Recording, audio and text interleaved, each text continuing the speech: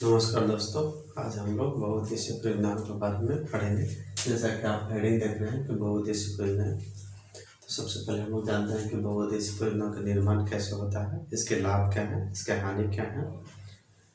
भारत में कौन कौन से बहुउद्देशीय परियोजनाएं हैं। ज़्यादातर परीक्षा में, प्रतियोगी परीक्षा में बहुउद्देशीय परियोजनाओं का नाम पूछा जाता है और कौन सा जगह पर स्थित है, कौन सा राज्य में स्थित है, कौन सी नदी पर स्थित है, जिसके पीछे जो जलाशय बनता है और कौन सा जलाशय है। तो सबसे पहले हम लोग इसका परिचय पढ़ते हैं कि बहुउद्देशीय परियोजना का निर्माण कैसे होता है।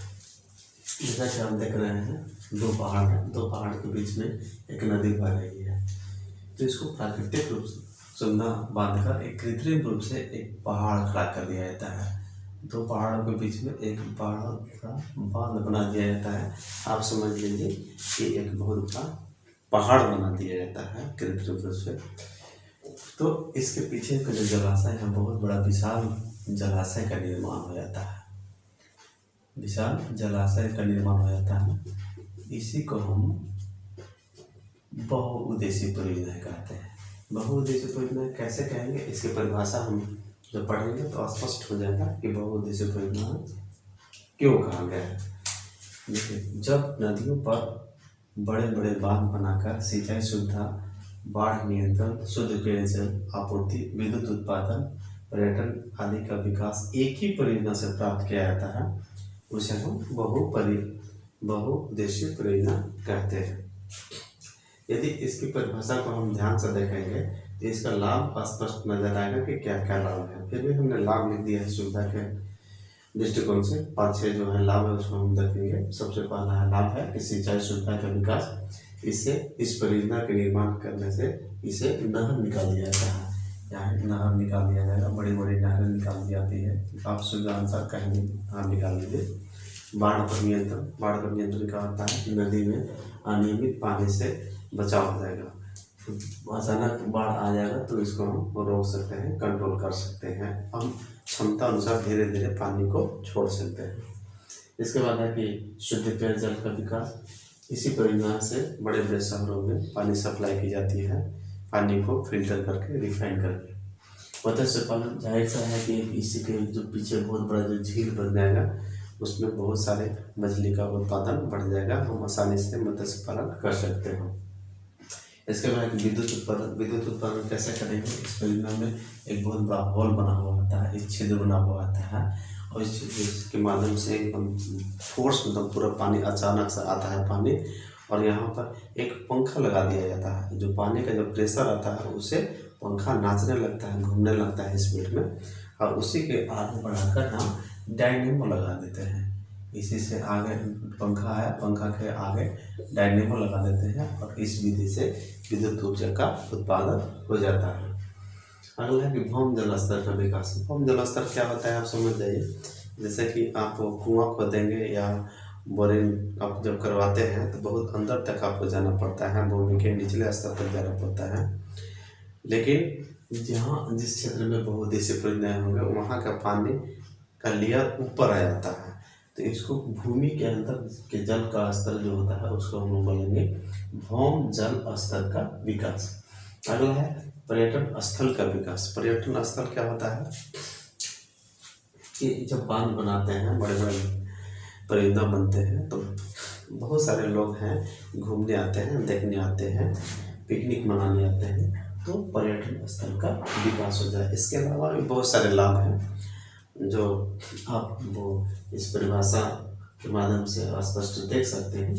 इसके बाद हम हानि की बात करते हैं तो प्रकृति में लाभ और हानि दोनों का संतुलन बना हुआ होता है, तो इससे बहुत सारे हानियाँ भी हैं। इसलिए बहुत सारे परियोजनाएं, अभी भी बहुत सारे परियोजनाएं हैं भारत के जो अधूरी हैं, विवादित हैं। तो हानि क्या है। पहला हानि है कि नदियों के प्राकृतिक बहाव अवरुद्ध हो जाता है।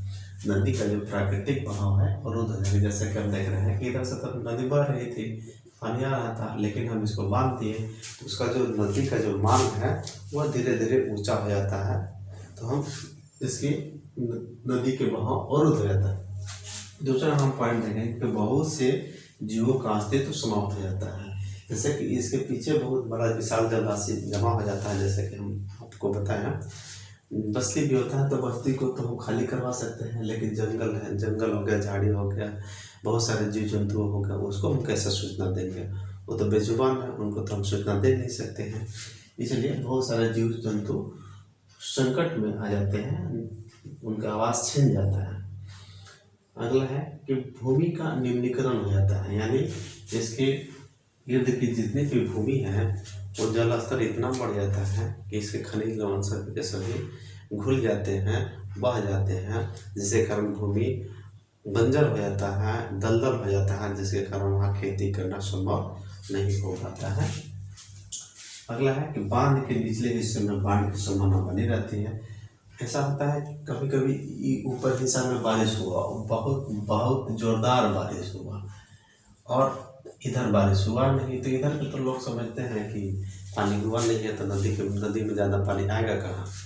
लेकिन इधर ज़्यादा पानी हुआ है तो अचानक से इसके फाटक को, इसके गेट को, बहुत सारे गेट को खोल दिया जाता है ताकि डैम टूटे नहीं, बांध टूटे नहीं। तो इससे अचानक से निचले हिस्से में बाढ़ आ जाता है, लोग समझ भी नहीं पाते हैं, बहुत सारे लोग डूब जाते हैं, बहुत सारे जीव जंतुओं को नुकसान होता है। तो बांध के निचले हिस्से में बाढ़ की स्थिति उत्पन्न हो जाती है। अगला है कि भूकंप की संभावना बनी रहती है। ये जो क्षेत्र है, एक बहुत बड़ा विशाल जलराशि जमा हो जाता है, उस क्षेत्र में भूकंप आने की संभावना ज़्यादा बनी होती है। अगला है कि जल जमाव से मृदा एवं वनस्पति नष्ट हो जाता है।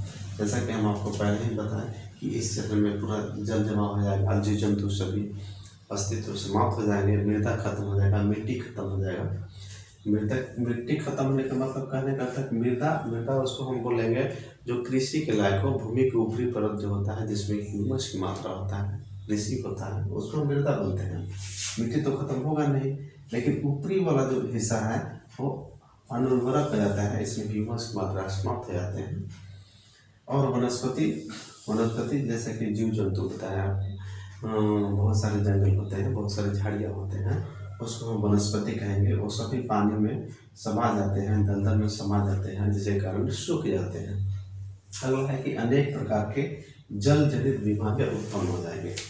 जल जनित बीमारी कहने का मतलब हुआ कि उस क्षेत्र में मलेरिया ज़्यादा फैल जाता है क्योंकि मच्छर बहुत ज़्यादा हो जाते हैं, टाइफाइड ज़्यादा हो जाता है क्योंकि वहाँ के जो नज़दीक में लोग होते हैं वो दूषित पानी पी लेते हैं। रिफाइन करके तो हम तो शहरों को भेज देते हैं, लेकिन हम जब बिना रिफाइन किए हुए पानी को पिएंगे तो जाहिर सी बात है कि टाइफाइड हो जाएगा, तो बहुत सारे जल जनित बीमारियाँ उत्पन्न हो जाती हैं।